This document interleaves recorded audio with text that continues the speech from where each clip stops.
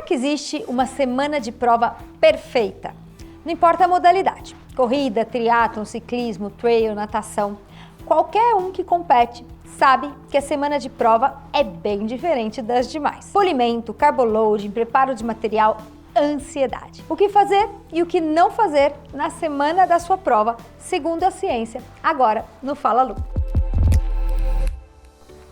Oi, eu sou Lu Haddad, médica livre docente pela USP, trago um conteúdo sobre saúde, qualidade de vida e esportes, sempre baseados na ciência de forma descomplicada. Bom, nós lançamos os membros do canal aqui no Fala Lu, são os Fala Lovers. E quem se inscrever como membro do canal vai ter alguns benefícios super interessantes. Por exemplo, a gente vai responder suas perguntas com prioridade, ou seja, quem é membro do canal poderá mandar perguntas diretamente para mim e elas serão respondidas. Vão ter um selo de identificação como membros aqui do canal e também teremos lives exclusivas só para quem é membro do canal. Então, já clica ali em cima e se inscreve agora. Quem compete, seja em provas de corrida, triatlon, ciclismo, montanha, natação, sabe que em relação à semana de prova tem vários fatores importantes para serem considerados. Provavelmente, nessa semana não tem mais muita coisa a ser feita para melhorar o condicionamento, para ter o melhor resultado possível. Não dá para treinar muito mais, não dá para emagrecer, não dá para ficar mais forte, mas é nessa semana que você vai deixar seu corpo pronto para colocar em prática tudo aquilo que ele ganhou de benefício durante o treinamento. Além disso, alguns erros evitáveis na semana de prova pode estragar completamente seu resultado. Mas não se você assistir esse vídeo até o final, porque a gente vai dar a dica sobre tudo que você precisa fazer na semana de prova. Porque a gente vai dar dicas para ter uma semana de prova perfeita. Vamos começar em relação aos treinos, o que é chamado de polimento. Bom, descobrir o que constitui um polimento bem projetado foi uma obsessão saudável de um pesquisador chamado Iñigo Mujica. Ele é um professor de fisiologia e treinamento da Universidade do País Basco, na Espanha, e autor do livro Endurance Training Science and Prática. Mujica publicou extensivamente sobre polimento e eu usei as informações dele para falar sobre isso aqui no canal. Ele encontrou evidências de que o polimento funciona sim, e ele leva a um aumento médio de performance de 2 a 3%, mas ele pode variar de 0,5% a 6%, dependendo de uma série de condições. Ou seja, vale a pena fazer o polimento, também chamado de taper. E os tapers bem-sucedidos são aqueles adaptados às necessidades de cada indivíduo. E os estudos indicam que um polimento eficiente pode durar entre 1 a 4 semanas. E segundo ele, a duração ideal não depende de idade, nem de experiência, nem da distância da prova.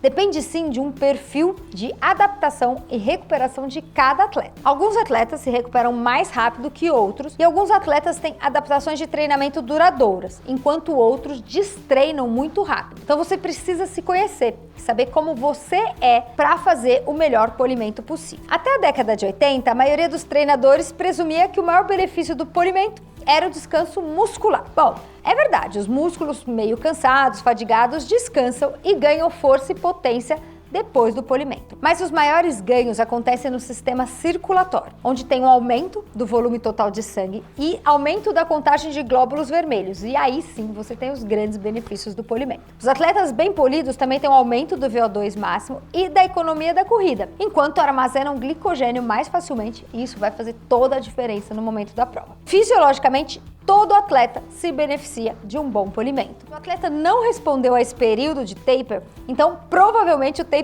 não foi bem desenhado para as características que esse atleta precisava. Ou seja, é uma questão individual. O tempo, a duração e a forma do polimento tem que ser considerada em relação a essas características de recuperação e destreinos de cada atleta. Então, se você tiver um treinador, ele junto com você serão as pessoas mais aptas para desenhar o melhor protocolo para realizar nesse período. Eu vou trazer aqui algumas dicas gerais que funcionam para a maioria das pessoas, já que tem gente que não tem realmente um treinador, um técnico para acompanhar e também vão se beneficiar de fazer o polimento. Basicamente, nessas semanas de 1 a 4 semanas, você vai reduzir volume ou intensidade ou os dois. Tem vários modelos. Tem um modelo, por exemplo, que baixa a quilometragem, mas mantém a intensidade alta. Em geral, ele dura 2 semanas, com redução de 40% a 60% no volume, mantendo a mesma frequência de treino e a mesma intensidade. Ou seja, você vai sair para treinar nos mesmos dias que você já treinava os mesmos treinos. Então, se você corre, se você pedala,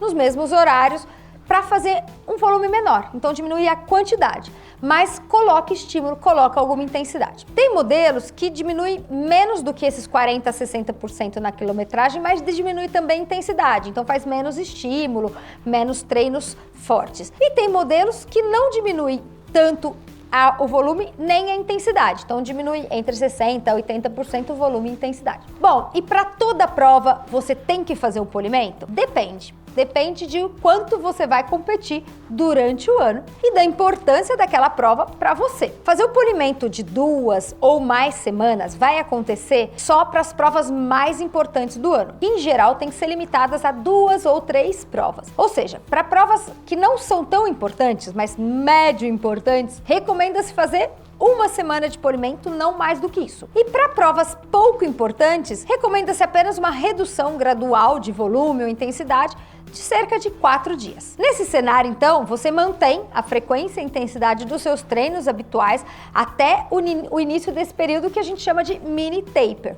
Ou seja, você continua ganhando performance e perde pouco tempo com essas provas que não são importantes. E o tipo de prova importa? Bom, quer sua prova leve 4 minutos ou 4 horas, os mesmos elementos de redução se aplicam. Isso inclui diminuição de quilometragem de treinamento, manutenção ou redução de intensidade, dependendo do estilo de polimento, e mais tempo de descanso sempre que necessário. Não tem evidências de que um corredor, por exemplo, de 800 metros, um velocista de 100 metros, deva polir de maneira diferente de um maratonista. Agora, quais os riscos dessa redução de volume de treino? Apesar de todos os benefícios potenciais que a gente já falou, a redução gradual tem alguns pequenos riscos. No nível fisiológico, muito pequenos. Em geral, você não vai perder performance, pelo contrário, vai só ganhar performance. Mas quando você diminui bastante o seu volume de treino, você queima menos energia diariamente, criando um risco potencial de ganho de peso durante essa fase. Então, pode ser que você chegue um pouquinho mais pesado no dia da prova,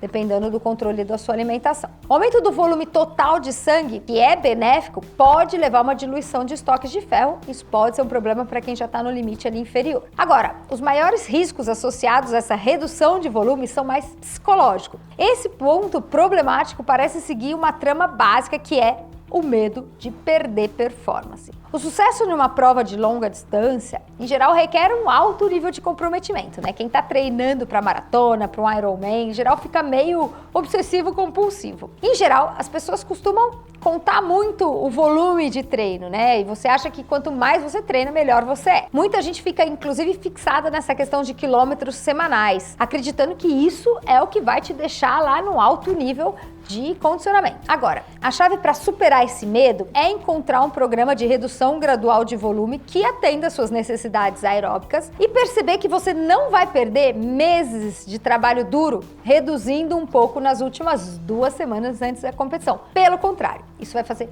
toda a diferença e vai ajudar bastante a sua performance no dia da prova. Então, polimento tem que ter. Agora o próximo ponto é em relação a sono. Outra melhora potencial na semana de prova é o sono. Sono adequado é crucial para um ótimo desempenho. Se você não conseguiu cuidar do seu sono em todas as outras fases do treinamento, você ainda assim vai ter benefícios se você caprichar no sono nessa semana, e é o que dizem os estudos. Aumentar então a oportunidade de sono em 1 hora adicional por noite, especialmente para você que costuma dormir no limite inferior ou menos do que isso, do que é recomendado, vai ter um impacto positivo significativo. Por exemplo, se você dorme aí 7 horas e meia, na semana de prova, se você puder dormir 8 horas e meia todas as noites, vai ser um ganho bem bacana. Então, priorizar o sono é legal e ele fica mais fácil com essa redução de volume de treino. Você pode treinar um pouco mais tarde, né? Tirar aquela meia hora, 1 hora de treino que você não tá fazendo para descansar e se recuperar. Próximo ponto é nutrição. A carga de carboidrato vai desempenhar um papel importante nessa semana de prova. É o famoso carboloading. O intuito do carboloading é preencher todos os seus estoques de glicogênio muscular e no fígado, que vão ser a principal fonte de energia durante essas provas de endurance. As pesquisas mostram que esse carregamento, né, em português, de carboidrato pode reduzir fadiga e melhorar o desempenho também em 2 a 3%. Então, como polimento, ganhos que são significativos para exercícios, principalmente aqueles que duram mais de 90 minutos. Então, recomenda-se um carboload de pelo menos 1 a 2 dias antes da prova. dependendo principalmente da duração da prova que você vai fazer. Tem diferentes protocolos, até protocolos que duram 6 dias. Tem gente que, por exemplo, faz uma dieta low carb alguns dias antes de fazer o carboload, mas nesse caso eu acho que um bom nutricionista esportivo é a pessoa ideal para te orientar. Para quem tem então a sorte de ter um bom nutricionista de preferência esportivo,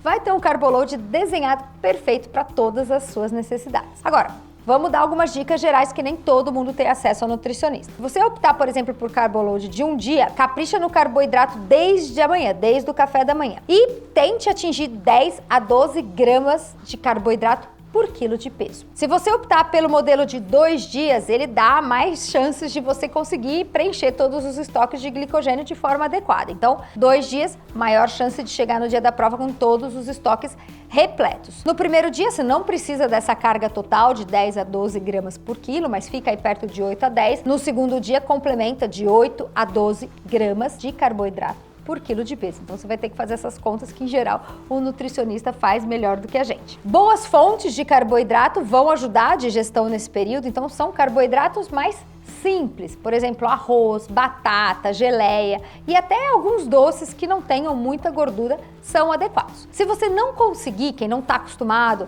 consumir essa quantidade de carboidrato simples, fontes líquidas podem ser úteis, né? Você vai conseguir tomar o carbo. Então, pode usar um isotônico, pode usar um suco natural que tem bastante carboidrato. Tudo que a gente acaba evitando quando não está perto da prova, né? Que são, por exemplo, bebidas calóricas, a gente vai consumir nesses 2 dias. Além disso, outras dicas: minimizar fibra, lactose, glúten, porque você pode ter um maior risco de distúrbio gastrointestinal, dor de barriga, diarreia, que é o que a gente não quer. E uma dica extra: testa nesses 2 dias exatamente o café da manhã que você vai fazer no dia da prova, para evitar qualquer problema. Próximo ponto: material. Finalmente, certifique-se de tudo que você vai usar no dia da prova, se tá tudo ok. Nada de estresse na véspera do dia da prova. Ninguém quer aumento de cortisol desnecessário. Então, faz tudo com calma. Já escolheu a roupa? Já escolheu a meia? O tênis, obviamente, você já testou? Checou a temperatura? Se você vai competir triatlo ciclismo, a bike tá revisada, tá limpa, a corrente tá lubrificada, sistema de transmissão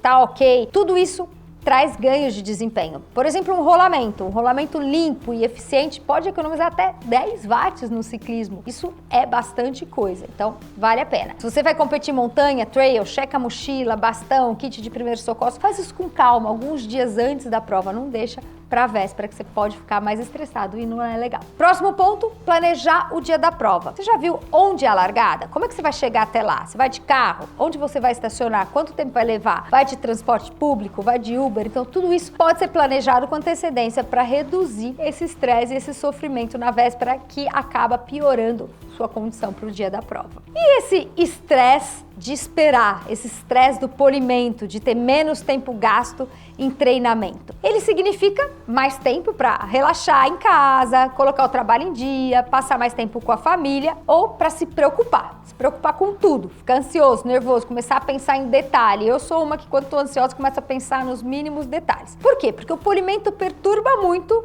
nosso padrão de estilo de vida que está bem arraigado, aumentando a probabilidade que a nossa mente fique obcecada pelo evento futuro e coisas que a gente não consegue controlar. Uma maneira de combater isso é tentar abraçar a prova, controlar aquilo que você pode, material, trajeto, tudo isso que eu já falei, alimentação, treinos, e aceitar que você vai ficar nervoso, pode até ficar apavorado, mas que isso faz parte da experiência. Você tem que aprender a lidar com esse momento, a lidar com essa ansiedade de forma positiva.